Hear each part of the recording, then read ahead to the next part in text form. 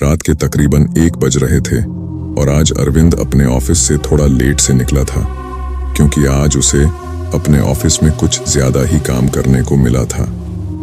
कुछ देर बाद वह चलते चलते स्टेशन पहुंचता है। स्टेशन पहुंचने के बाद उसने देखा कि चारों तरफ कोई भी नहीं दिख रहा था। पूरा स्टेशन एकदम खाली था। तब उसने सोचा कि जल्द ही कोई ट्रेन आ जाएगी जिससे वह अपने घर चला जाएगा, लेकिन वह अभी तक इस बात से अनजान था।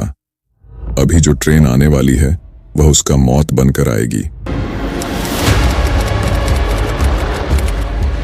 कुछ देर तक वह स्टेशन पर अकेले ही खड़ा रहा।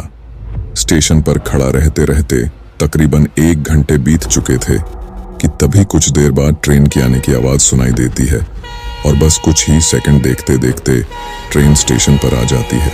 अरविंद जब उस ट्रेन में जाकर बैठा तो उसने देखा कि पूरा बोगी एकदम खाली था। बस कुछ दूर पर एक आदमी बैठा था जिसका चेहरा भी ठीक से नहीं दिख रहा था, क्योंकि उसने काला कपड़ा पहना था जिससे उसका चेहरा भी ढका था। तब अरविंद ने सोचा कि उस आदमी से बात करनी चाहिए, लेकिन फिर अरविंद ने सोचा कि किसी अनजान आदमी से बोलना ठीक नहीं होगा और वह चुपचाप अपने सीट पर बैठा रहा।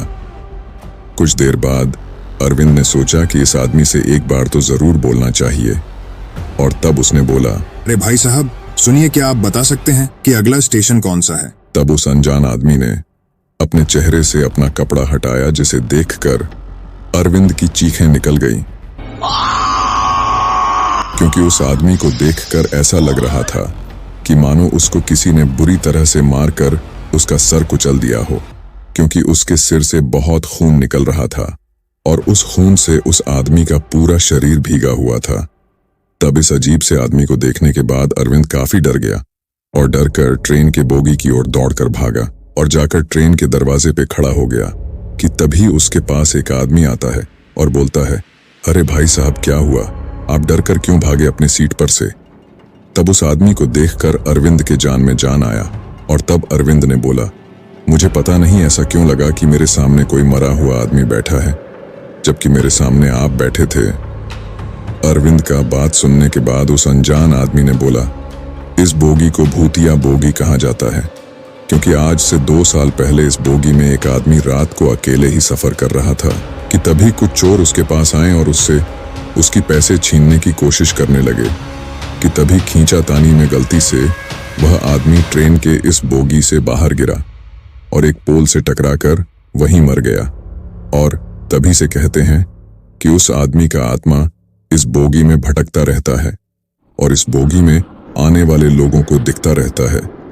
तब अरविंद ने उस अनजान आदमी से पूछा कि वह आदमी कौन था जो इस बोगी से गिरकर मर गया। तब वह अनजान आदमी बहुत ही अजीब तरीके से हंसने लगा और बोला, वह कोई और नहीं बल्कि मैं ही हूं और अब तुम्हारी बारी है मरने की।